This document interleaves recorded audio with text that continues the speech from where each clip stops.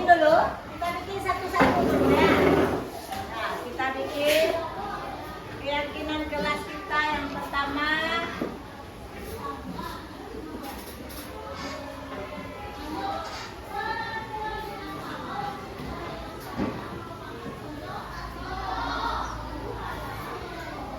Nah, yang pertama itu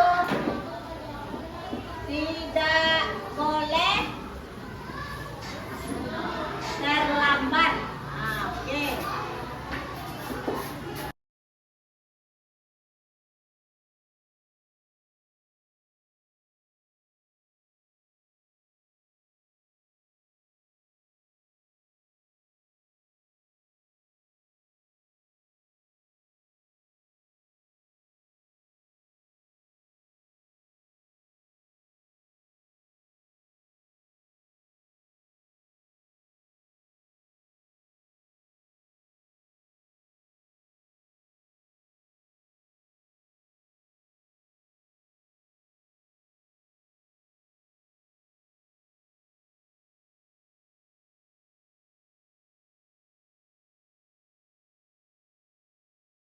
Nah, setelah kita anak ibu bikin, masing-masing kalian sudah bikin keyakinan kelas. Setelah kita rangkum ada 5 keyakinan kelas yang akan kita sepakati bersama.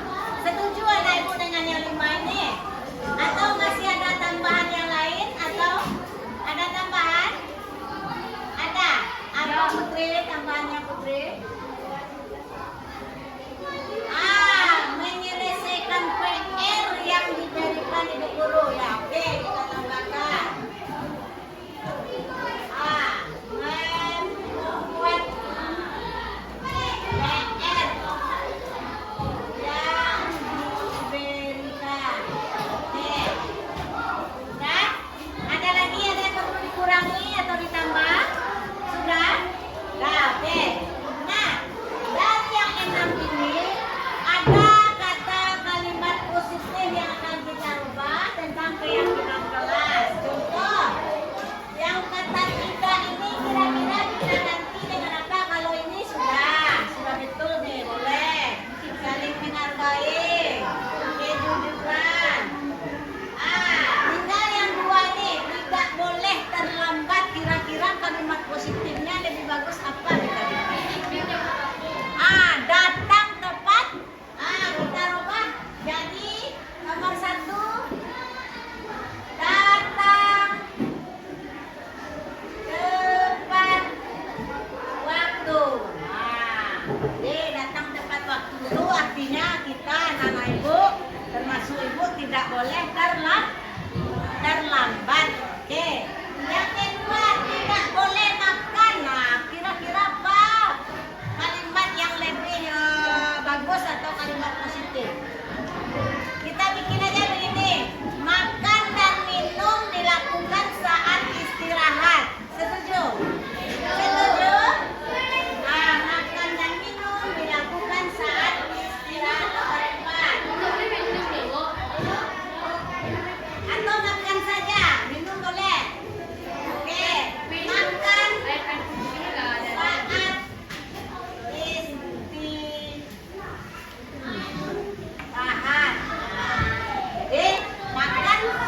Makan dilakukan saat istirahat. Jadi anak-anak ibu di dalam kelas tidak ada lagi yang makan-makan. Setuju kita? Setuju. Jadi ada 6 keyakinan kelas yang harus kita ikuti dan kita sepakati. Jadi semua antara anak-anak ibu. Inilah keyakinan kelas kita saat pembelajaran atau di kelas 5 ini. Oke? Bisa dipahami?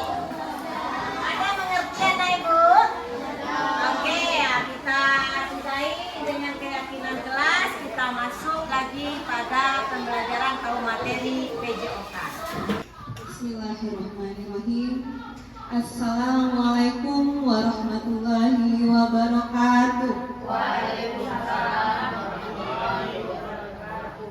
Selamat pagi menjelang siang Bapak Ibu semuanya.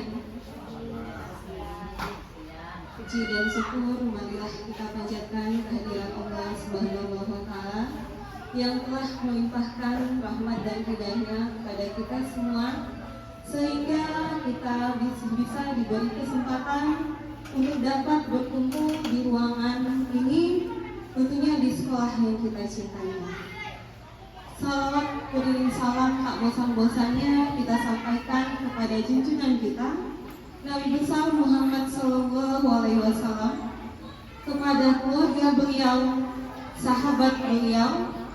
Semoga kita tetap menjadi umatnya yang selalu istiqomah dalam menjalankan perintahnya dan menjauhi larangannya. Amin, amin ya rabbal alamin. Yang terhormat Ibu Kepala Sekolah SD Negeri 14 Kampung Jamba, dalam hal ini diwakili oleh Ibu Aida Asari selaku Wakil Kepala Sekolah SD Negeri 14 Kampung Jamba. Seterusnya yang juga sangat kita hormati Bapak Guru Hebat Majelis Guru Karyawan-Karyawati SD Negeri 14 Kampung Jamba yang sudah berkenan dengan ikhlas melangkahkan kakinya ke ruangan ini untuk kita sama-sama menghadiri diseminasi budaya positif yang tentunya dengan satu tujuan, yaitu demi kemajuan sekolah yang kita cintai ini. Nanti mari bersama-sama kita dengarkan bagaimana Ibu CGP hebat kita, Ibu Hesi My Battery, memaparkan pemahaman dan berbagi praktik baik tentang bagaimana menerapkan budaya positif.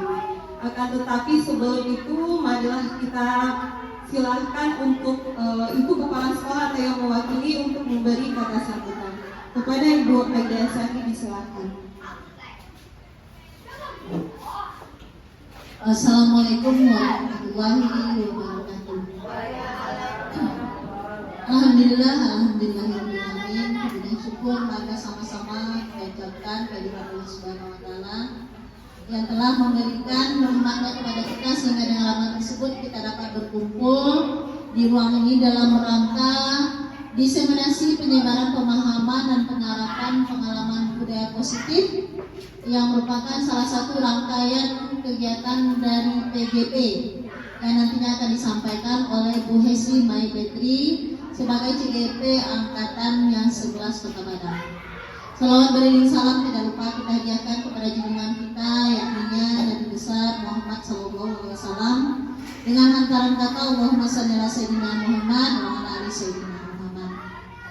Baiklah ibu-ibu dan bapak-bapak, kegiatan kita ini merupakan kegiatan berbagi praktek baik yang mananya nanti Bu Hesi My Battery akan menyampaikan pengalaman dan pemahamannya tentang bagaimana penerapan budaya positif yang baik di sekolah.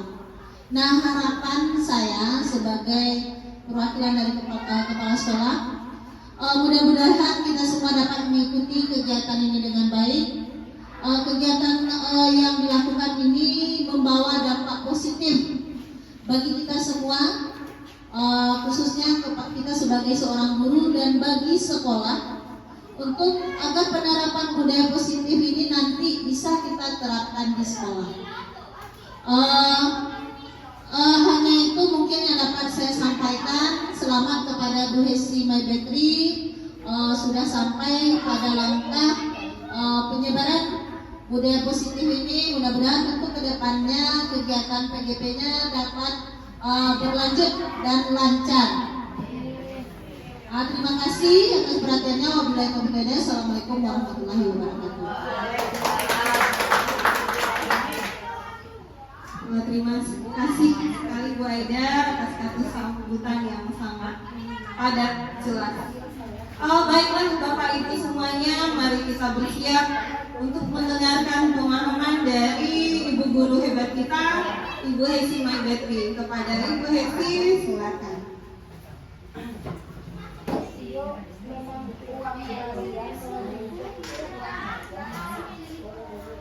Terima kasih kasih kepada Ibu Gusti atas kesempatan yang diberikan kepada saya. Assalamualaikum warahmatullahi wabarakatuh.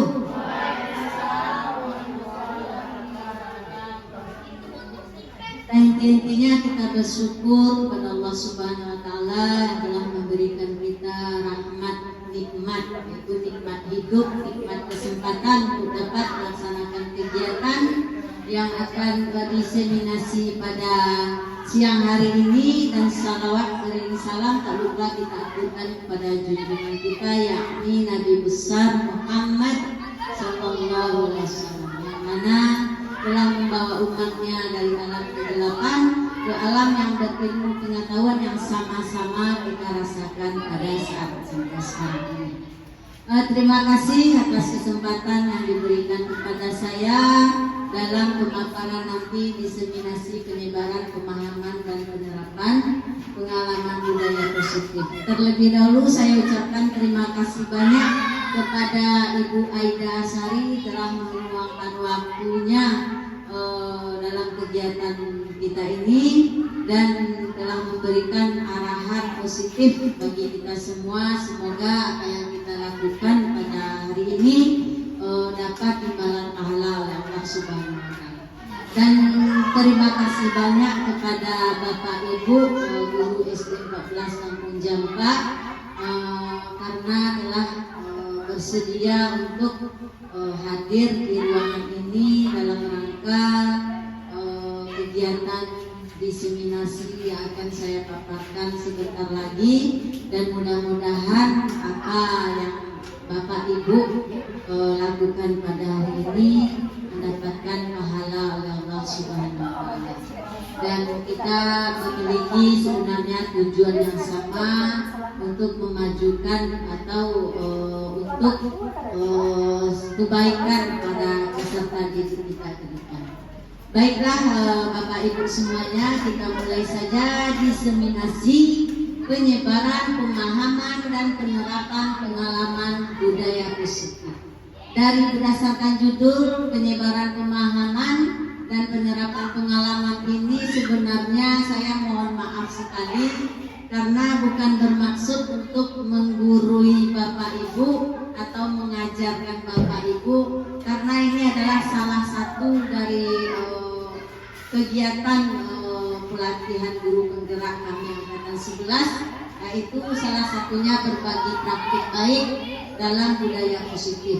Nah, untuk itu sengaja saya berbagi praktik dengan Bapak Ibu karena tujuan kita sama untuk para peserta didik kita. Jadi untuk itu saya juga berharap, mohon maaf, bukan maksud untuk mengajarkan, hanya berbagi pengalaman selama apa yang saya dapat dalam kegiatan PGP khususnya pada modul 1-4 ini. Dan saya yakin sekali Bapak Ibu tentunya secara teori dan praktek lebih hebat atau lebih berpengalaman mungkin dari saya dalam budaya positif untuk anak-anak didik kita. Jadi nanti kita hanya saling berbagi dan saling mengisi. Kalau ada kekurangan bagi saya minta masukan dari Bapak Ibu, dan kita di sini hanya berbagi ilmu saja apa yang kita dapat. Ya Ibu Aida ya.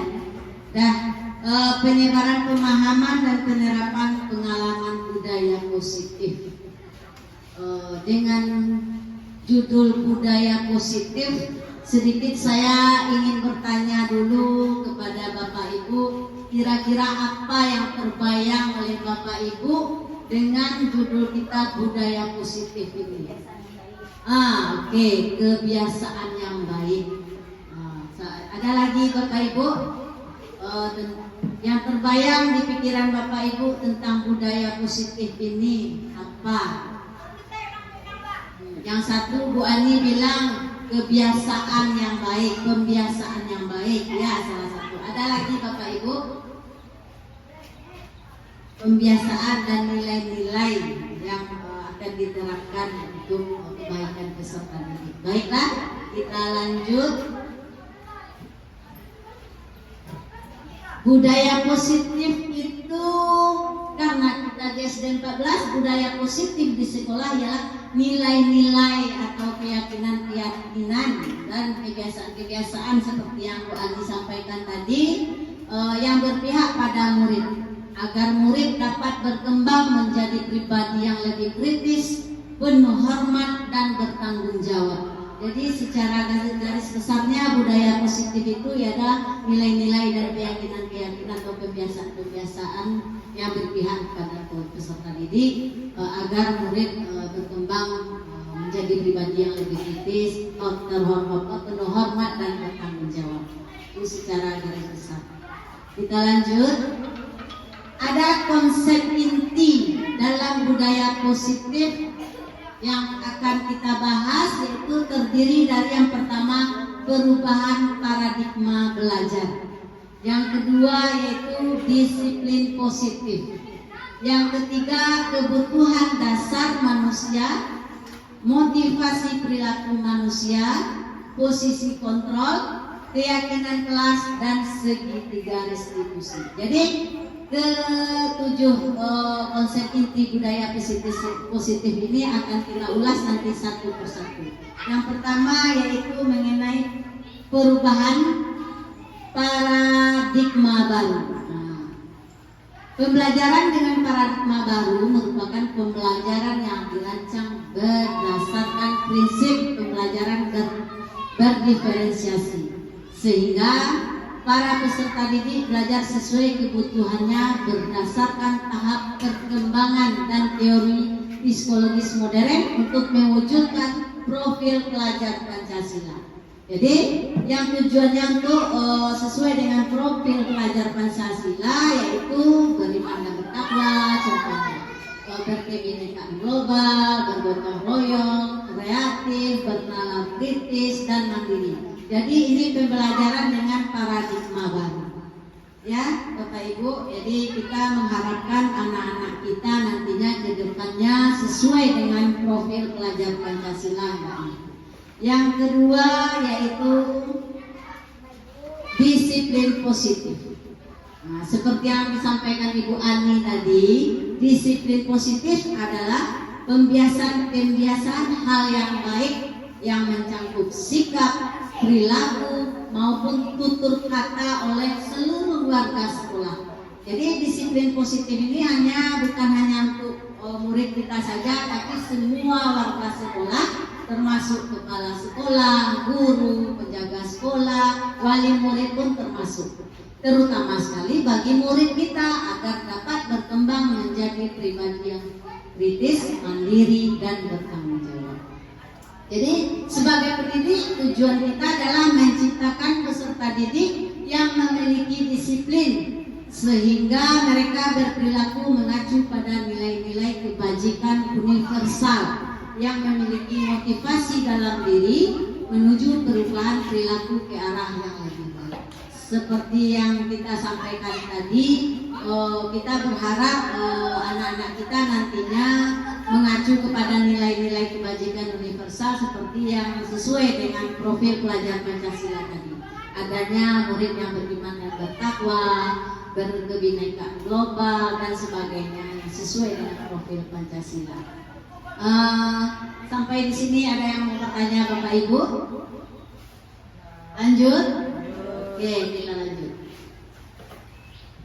Yang ketiga yaitu kebutuhan dasar manusia. Jadi dalam budaya positif ini ada konsep intinya kebutuhan dasar manusia. Kebutuhan dasar manusia merupakan suatu yang kita lakukan untuk mendapatkan apa yang kita inginkan. Seluruh tindakan yang kita lakukan memiliki tujuan. Semua usaha terbaik yang kita lakukan agar kebutuhan dasar kita terpenuhi dengan baik. Jadi setiap kita manusia ini mempunyai kebutuhan dasar. Apa-apa saja contoh kebutuhan dasar yang harus kita penuhi pada setiap manusia, yaitu seperti bertahan hidup. Contohnya kemarin sudah diuraikan dengan Ibu Gusti, Itu kita butuhnya makan, pakaian, tempat tinggal, keamanan, dan kesehatan. Begitu juga setiap anak kita di kelas tuh terkadang kita menemukan dalam pembelajaran dia pergi belanja, dia bawa makanan, secara diam-diam dia makan di dalam kelas.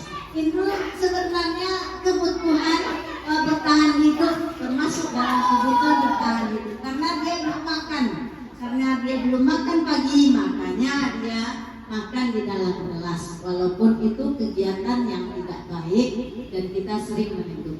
Tetapi dalam setiap manusia kita membutuhkan bertahan hidup. Nah, contoh seperti itu.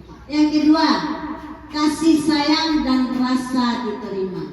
Apa-apa saja, contohnya dipedulikan, menjadi bagian dalam kelompok. Terkadang kita temukan anak-anak kita ada yang merasa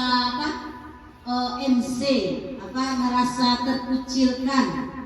Terkadang dia itu merasa tidak dihargai oleh teman-temannya, atau dalam pembagian kelompok selalu dia tidak diikut sertakan. Itu tuh anak-anak yang seperti itu berarti kebutuhan dasar manusianya dari segi kasih sayang belum terpenuhi. Terkadang anak itu diam, dan kita sebenarnya tidak tahu bahwa sebenarnya anak itu butuh kasih sayang dan ingin diterima dengan teman-teman sekelasnya. Jadi kita juga harus perhatikan itu. Yang kedua, penguasaan, yaitu harga diri, keinginan untuk dianggap memimpin, berprestasi. Dan penguasaan contohnya di sini sebenarnya anak-anak kita itu punya kompetensi, dia punya kelebihan, dia juga pengen dihargai. Karena apa? Prestasi yang telah dia lakukan, dia juga pengen dihargai.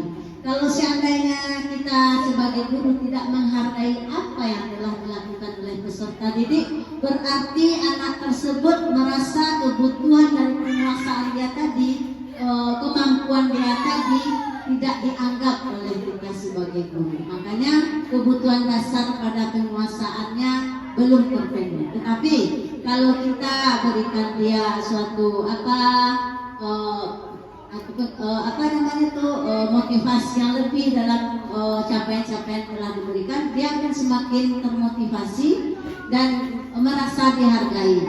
Nah, jadi apa yang dia lakukan itu seakan-akan ada nilai di mata orang lain. Jadi itu mungkin salah satu contoh. Terus kebutuhan dasar manusia akan kesenangan. Nah, kita lihat dalam kesenangan itu ada bermain, humor, antusias, dan tertawa. Terkadang kita juga menemukan di dalam kelas anak-anak yang hanya selalu tertawa, anak-anak yang hanya ingin bermain saja, tidak fokus dia, tidak konsentrasi dia belajar. Apalagi ada pula tuh saya temukan di suatu kelas dia tertawa, marah guru dia tertawa, terus sedih temannya dia tertawa. Jadi di situ tuh kebutuhan dasar manusia itu kesenangan yang terpenuhi karena dia selalu tertawa. Jangan dimarahkan, cuma kita arahkan. Nanti takutnya kita nanti terbiasa ketawa sendiri kan nanti. Nah, jadi kita arahkan. Jadi itu termasuk kebutuhan dasar manusia dari kesenangan. Dia suka tertawa, suka bermain.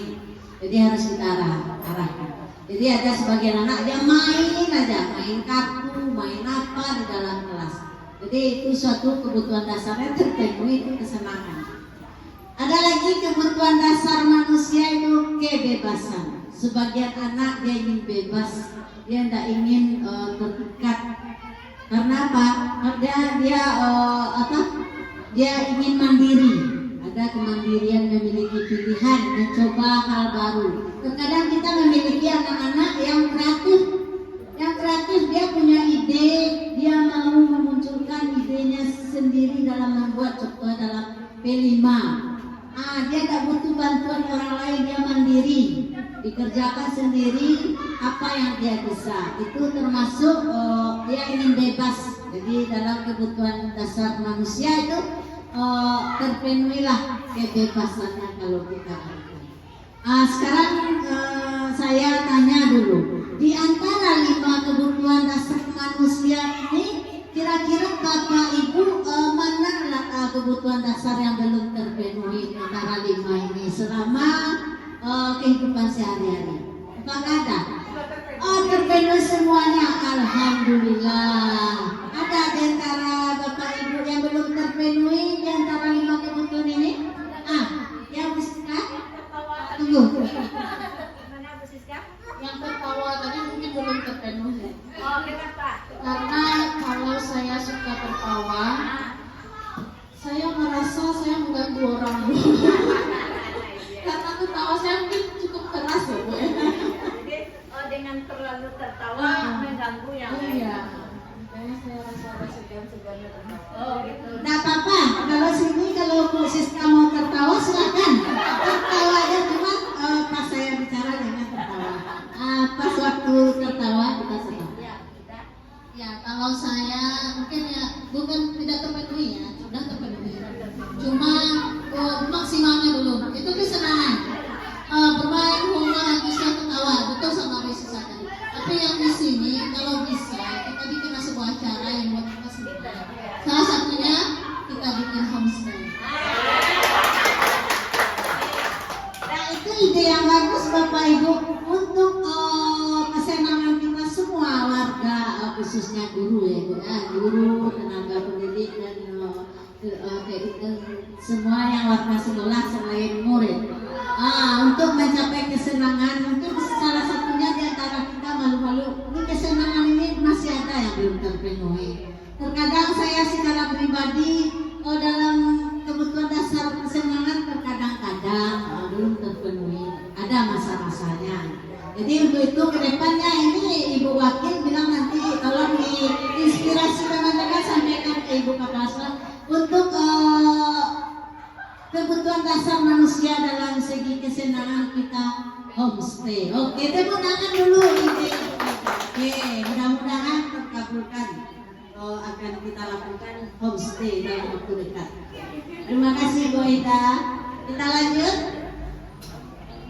Ya, ini lagi. Yang keempat yaitu motivasi perilaku manusia.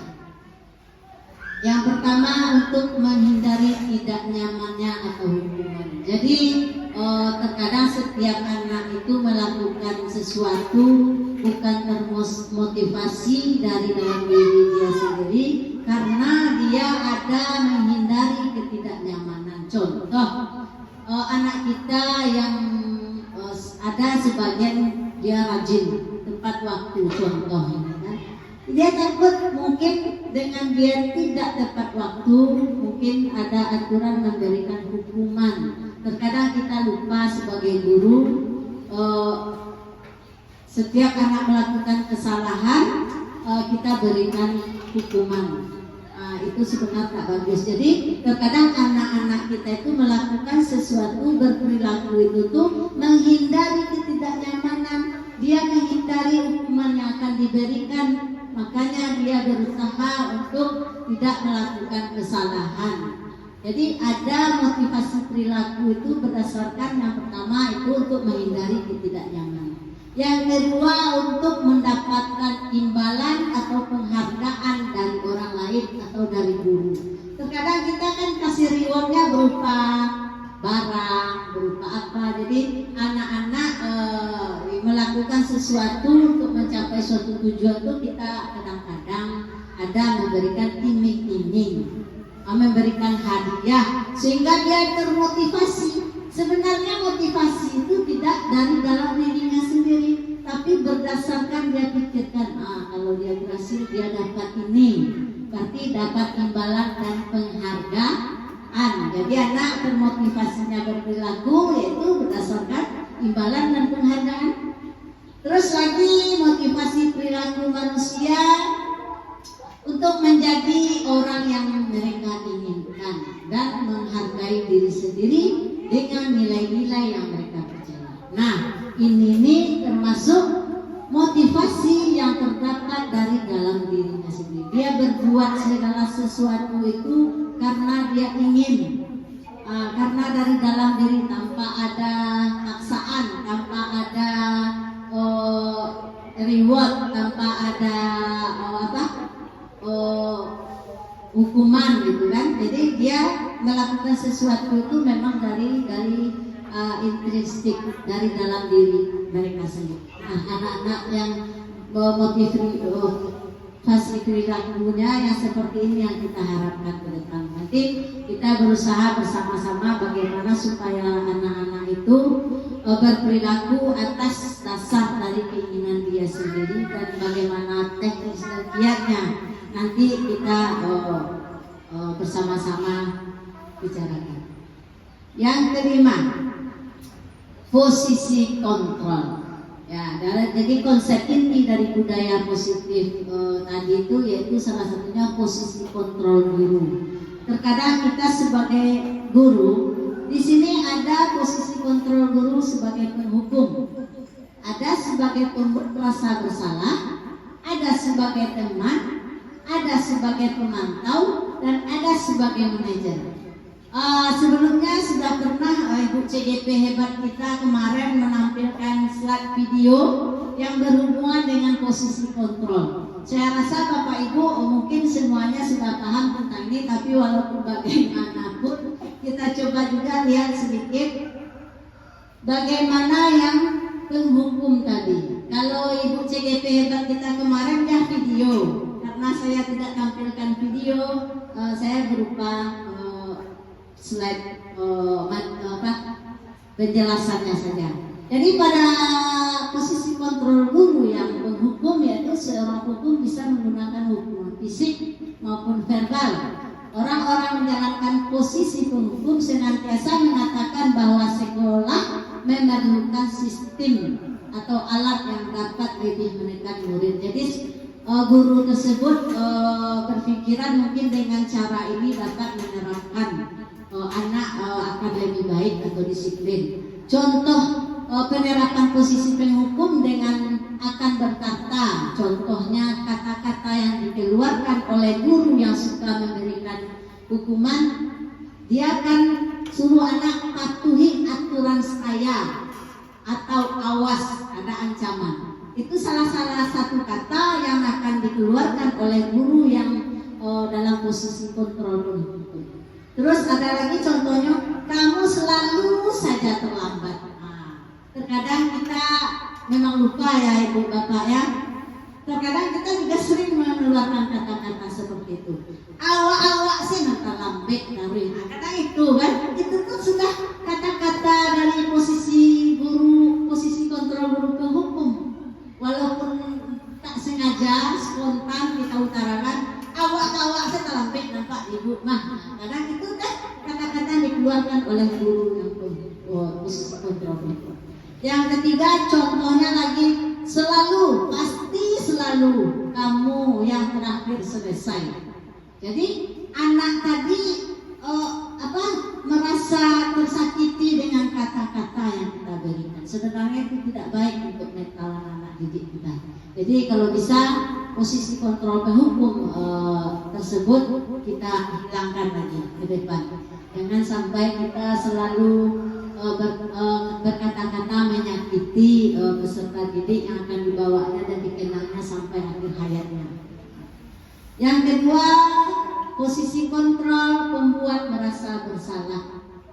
Ini biasanya bersuara lembut, dia lembut, suaranya lembut, cuma menggunakan keheningan membuat orang merasa tidak nyaman. Dia santai, lemah lembut menasihati anak, tetapi nyelekit. Ada yang bilang nyelembek mengecek ibunya, tapi terkadang membuat anak tidak nyaman atau dia merasa bersalah. Terkadang anak itu merasa rendah diri. Contoh kata-kata yang diberikan pada posisi kontrol merasa bersalah, contohnya, ibu sangat kecewa sekali dengan kamu. Itu tuh kata-kata halus, tetapi membuat anak merasa rendah diri gara-gara ibu seperti itu bicara. Terus berapa kali bapak harus memberitahu kamu? Itu termasuk kata-kata pada posisi kontrol membuat rasa bersalah. Terus ada lagi, gimana coba kalau orang tua kamu tahu kamu contohkan, ya contohnya gimana Bu Gusti? Dia lembut, bicara lembut, contohnya lagi. Apakah anak ibu tidak kasihan dengan ibu? Itu salah satu kata-kata membuat anak merasa bersalah. Atau terkadang kita menasihati anak, gara-gara ibu kena berang ibu kalau sekolah. Itulah salah satu kata-kata yang kita lontarkan membuat anak itu menjadi rendah diri, merasa bersalah gara-gara ibu, gara-gara dia bilang ibu. Jadi dia itu tidak bagus, karena di posisi ini murid akan memiliki penilaian yang buruk tentang diri mereka. Jadi juga tidak baik dia menilai dirinya itu buruk. Jadi murid merasa tidak berharga. Terus dia telah mengecewakan orang lain, termasuk gurunya. Jadi dia merasa tidak berharga. Jadi anak tuh membuat dia tidak nyaman juga akhirnya dengan kata-kata yang tadi. Yang ketiga yaitu dalam posisi kontrol teman. Posisi kontrol teman ini terkadang ada negatif, ada positifnya. Bisa digunakan pada saat-saat tertentu, tetapi negatifnya juga ada. Ini berupa hubungan baik yang terjalin antara guru dan murid. Terkadang kita menganggap murid itu sebagai teman dekat, dia curhat. Kadang-kadang murid-murid itu ada curhat. Guru di posisi teman menggunakan hubungan baik dan humor untuk mempengaruhi seseorang. Dia akan berkata seperti ini, Bapak Ibu. Ayo bantulah demi Bapak ya. Jadi dia menyuruh murid melakukan sesuatu itu karena Bapak, karena Ibu. Kerajuanlah demi Ibu, misalkan seperti itu. Kan tak sadar sebenarnya ini posisi teman baik, tapi ada saat-saatnya bisa kita gunakan, ada tidak. Nah, yang kata-kata yang dikeluarkan oleh posisi teman, ayo ingat tidak bantuan, ayo ingat tidak. Maksudnya ingat enggak dengan bantuan Bapak selama ini. Jadi dia tuh mengaitkan karena dia tuh terlalu dekat selama ini dengan murid. Jadi murid itu berperilaku menganggap Bapak atau Ibu gurunya itu adalah temannya.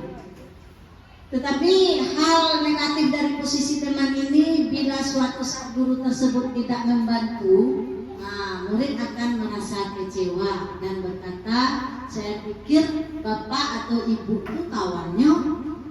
Kalau seandainya kita ada merasa kecewa dengan anak atau merasa ada yang tidak diinginkannya dari kita, dia akan merasa kecewa karena dia selama ini beranggapan gurunya tuh baik selalu sama dia karena dia merasa berteman. Dan hal lain yang akan timbul, mungkin murid hanya akan bertindak untuk guru tersebut, dengan guru lain dia tidak akan seperti itu. Jadi sebagian murid-murid kita kalau sudah dianggap sebagai posisi kontrol berteman, dia hanya dengan guru itu saja mau dekat, mau curhat atau mau berbicara, berperilaku baik. Dengan guru lain dia tidak mau. Itu kendalanya pada posisi kontrol teman. Terus lagi dalam posisi pemantau.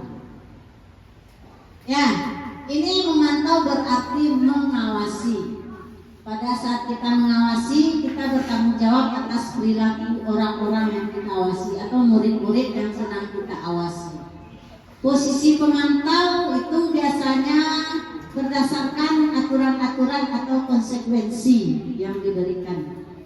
Terus contoh pertanyaan pada posisi pemantau, contohnya apa yang telah kamu lakukan. Jadi dia bertanya, terus sanksi atau konsekuensinya apa. Jadi itu kata-kata sering diutarakan oleh posisi kontrol pemantau biasanya. Nah, seorang pemantau sangat mengandalkan penghitungan, catatan, data yang digunakan sebagai bukti perilaku seseorang. Jadi dia hanya melihat, memantau, mencatat hukum murid. Terus lanjut, posisi control manager. Nah, jadi posisi control manager. Manager adalah posisi di mana guru tersebut, jangan ketawa Bu, saya juga ketawa. Nah, manajer adalah posisi di mana guru berbuat sesuatu bersama dengan murid. Jadi posisi mempersilahkan murid mempertanggungjawabkan apa yang telah dilakukannya. Terus mendukung murid dalam menemukan solusi atas permasalahan di dirinya. Jadi yang kita terapkan sebenarnya di sekolah atau di kelas itu posisi manajer yang betulnya Bapak Ibu. Ya, posisi manajer. Biasanya itu posisi manajer dia mengeluarkan kata-kata, contoh apa yang kita yakini, apa yang kesepakatan telah kita buat sebelum pembelajaran. Seperti itu kira-kira. Apa keyakinan kelas yang kita sepakati? Itu pertanyaan biasanya yang diutarakan kepada anak. Terus, apakah kamu yakin? Itu tuh adalah pertanyaan-pertanyaan yang posisi kontrol manajer. Terus, jika kamu meyakininya, apakah kamu bersedia memperbaikinya? Itu adalah salah satu kata-kata yang diberikan atau yang dilontarkan oleh guru kepada murid-murid yang telah melakukan kesalahan. Di sini murid akan senang dan akan menjawabnya apa adanya karena dia kita arahkan, kita mempersilahkan dia untuk mempertanggungjawabkan apa. Jadi dia lebih leluasa untuk berekspresi. Jadi kita sebagai guru sebenarnya posisi kontrol yang kita harus lakukan yaitu pada posisi manajer. Ya, sampai di sini ada pertanyaan Bapak Ibu? Tidak. Oke, kita lanjut. Yang keenam. Ini konsep inti dari budaya positif yaitu keyakinan kelas. Saya yakin semua Bapak Ibu dalam kelasnya sudah membuat kesepakatan atau keyakinan kelas pada setiap kelas. Nah, contohnya keyakinan kelas yang kita buat yaitu hadir tepat waktu, bersikap baik, jujur dan sebagainya tergantung kesepakatan Bapak Ibu di kelas. Terus lagi kita lanjut atau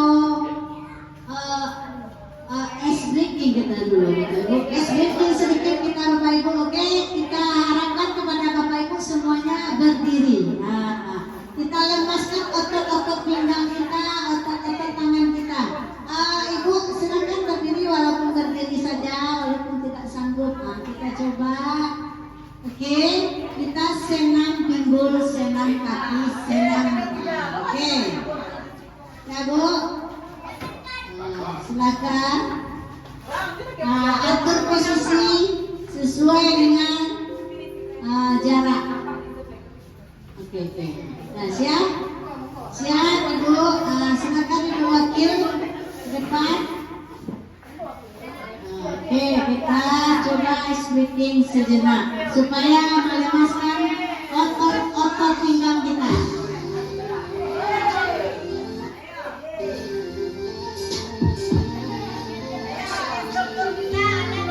Silakan instruktur kita ada di depan Bapak Ibu. Jadi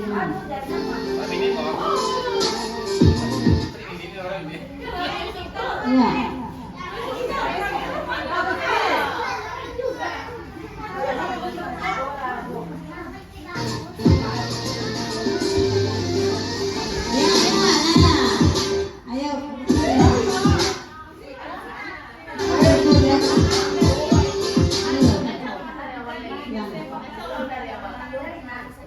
Bapak Ibu,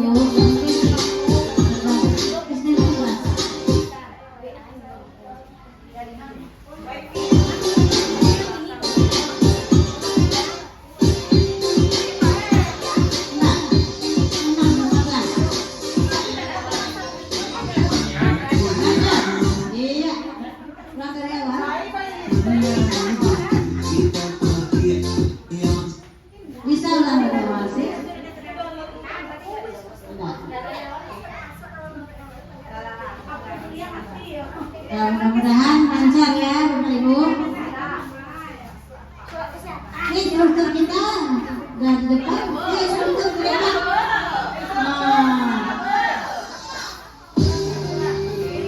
Ayo. Ibu ayo. Iya. Ini terus. Goyang pinggang supaya lepaskan badan. Yang tidak bosan Bapak Ibu.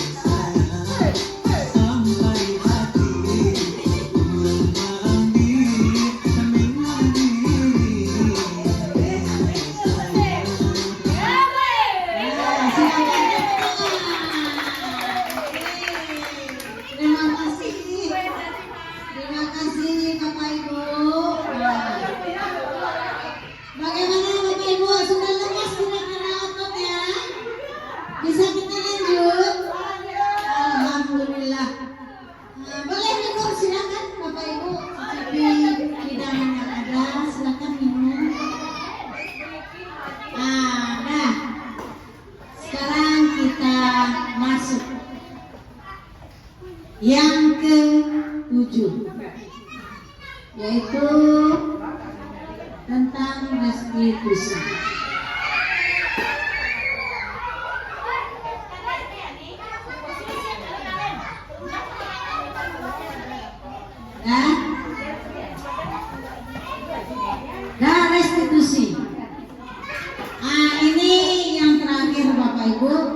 pada konsep inti budaya positif yaitu restitusi.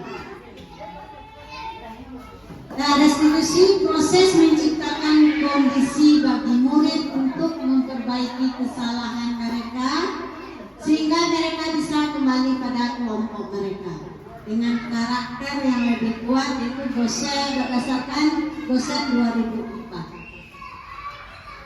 Melalui restitusi, guru dapat membantu murid menjadi lebih memiliki tujuan, disiplin positif, serta memulihkan dirinya setelah berbuat salah. Jadi melalui restitusi, guru dapat membantu murid untuk memulihkan dirinya setelah melakukan kesalahan.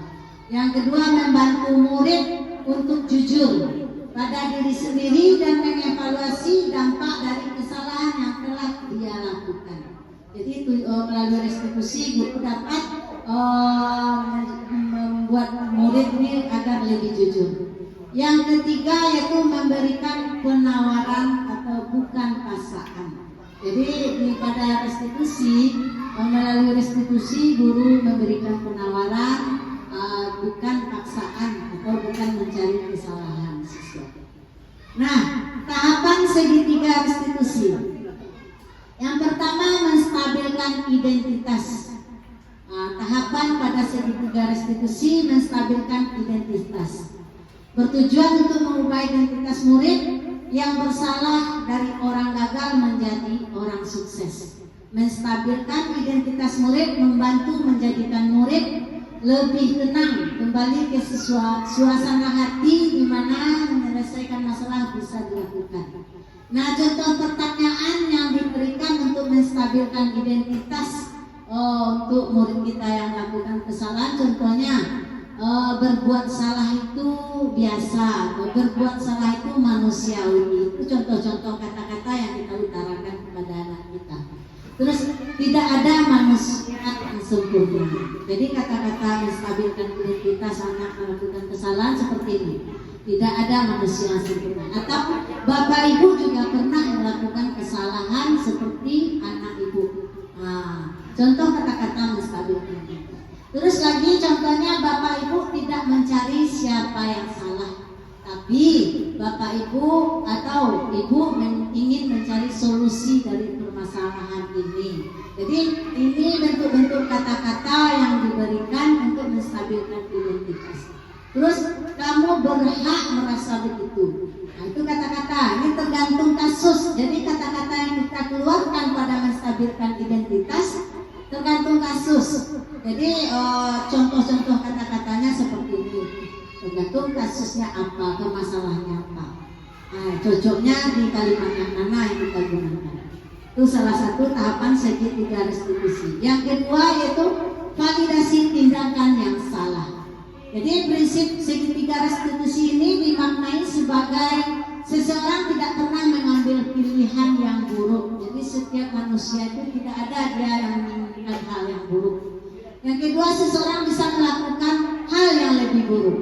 Nah, jadi setiap orang tuh akan bisa lagi melakukan lebih buruk dari apa yang telah dilakukan misalnya saat itu. Jadi jika ada hal yang lebih buruk dilakukan, berarti ada pilihan yang lebih baik. Jadi contoh kata-kata yang guru berikan kepada anak yang melakukan kesalahan pada validasi tindakan yang salah kira-kira seperti ini. Kamu pasti punya alasan mengapa melakukan itu. Misalkan ada anak berkelahi, kita panggil, kita restitusi, kita berikan pertanyaan, apa alasannya memukul teman. Jadi itu kata-kata yang baik kita lontarkan kepada anak-anak kita supaya dia tidak sakit hati. Terus lagi, apalagi contohnya, padahal kamu lebih bisa melakukan hal yang lebih buruk dari ini. Itu contoh kata-kata. Terkadang ada anak-anak kita yang sering dibully. Kan ada itu anak-anak yang sering dibully dengan temannya, tetapi dia tidak bisa melakukan apa-apa. Pada suatu ketika memuncak, ada. Kita pernah kemarin ya Bu Ustia merestitusi anak kelas 3. Mungkin selama ini dia pendam, dia merasa dikucilkan, dibully, tapi saatnya dia memuncak, luar biasa, emosinya tidak terkendali Bapak Ibu. Itu kemarin Bu Gusti restitusi, segitiga restitusi. Alhamdulillah, yang tadinya anak tadi menggebu-gebu bicara, ngelantur sampai kemana-mana, ditanya lain, tetapi dia justru kayak apa gitu kan bicaranya. Itu karena itu. Mungkin ada kalimat yang kita berikan contoh, padahal kamu bisa melakukan yang lebih buruk dari ini, tetapi dengan cara kita yang lebih baik supaya anak bisa mengontrol emosi. Terus apa lagi contoh kata-kata untuk memvalidasi tindakan yang salah itu, kamu patut bangga pada dirimu sendiri karena kamu telah melindungi sesuatu yang penting buatmu, seperti anak tadi contoh. Jadi dia kita agak ambuan seperti agak dinyanyian rajanya, jadi dia tuh semakin berharga gitu kan. Bisa itu salah satu validasi tindakan yang salah yang dapat kita sampaikan kata-kata untuk anak kita. Terus lagi tahap segitiga restitusi yang ketiga yaitu menanyakan keyakinan. Jadi tujuan utama restitusi ini adalah menuntun murid-murid memasuki kesadaran moral. Jadi kita itu hanya menuntun dari segitiga restitusi, kita mengarahkan anak-anak kita, menuntun anak-anak kita supaya dia itu mandiri, bertanggung jawab atas kesalahan yang telah dia lakukan dan berusaha untuk memperbaiki kesalahan yang telah dilakukan dan berusaha untuk lebih baik lagi. Sebenarnya tujuan kita restitusi itu kan itu, segitiga restitusi. Jadi apa contoh kalau menanyakan keyakinan kata-kata yang akan kita berikan, contohnya apa keyakinan kelas kita yang telah kita sepakati sebelumnya. Kita tanyakan kepada anak kita, dia itu kan menjawab kalau dia melakukan kesalahan apa yang berhubungan dengan keyakinan kelas yang tidak diikuti, dipatuhi oleh anak kita. Jadi kita tanyakan apa keyakinan kelas kita.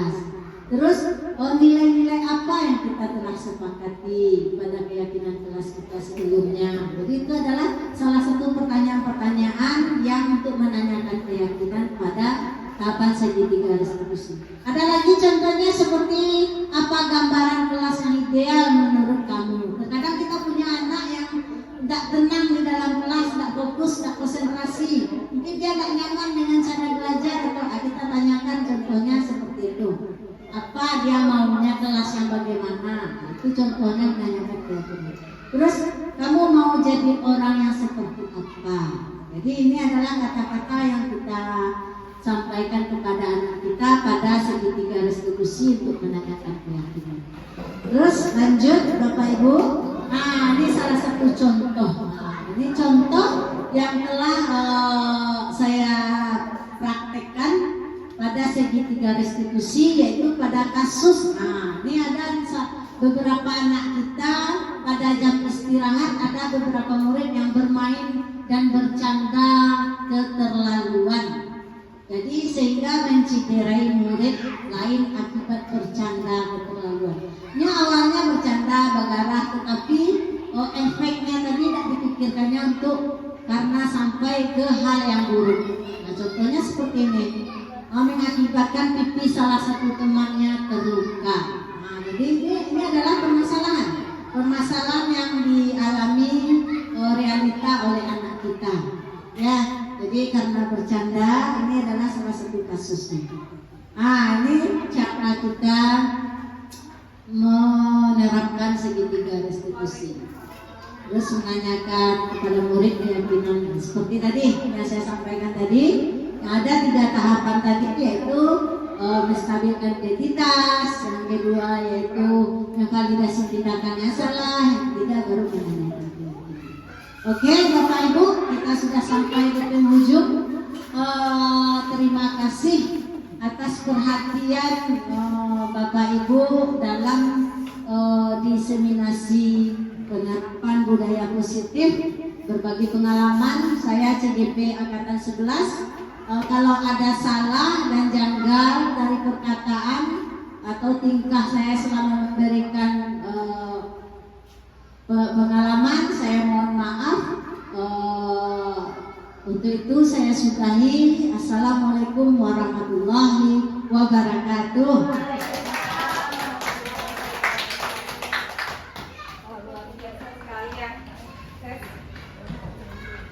Yes, luar biasa sekali Ibu CGP hebat.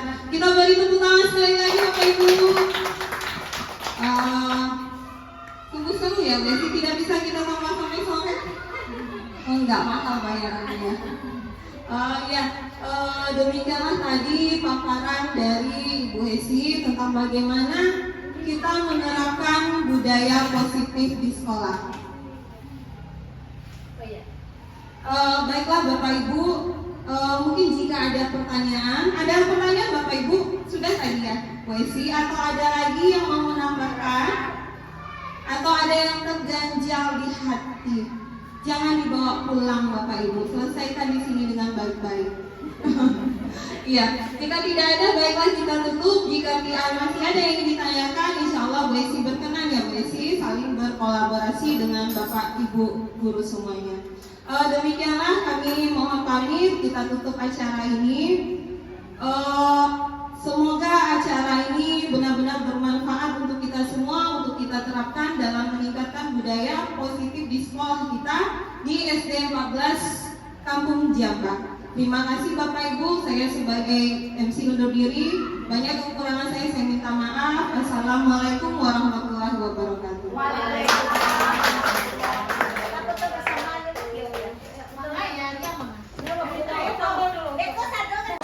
Assalamualaikum warahmatullahi wabarakatuh. Perkenalkan, nama saya Zafran Al-Zikri dari kelas 5.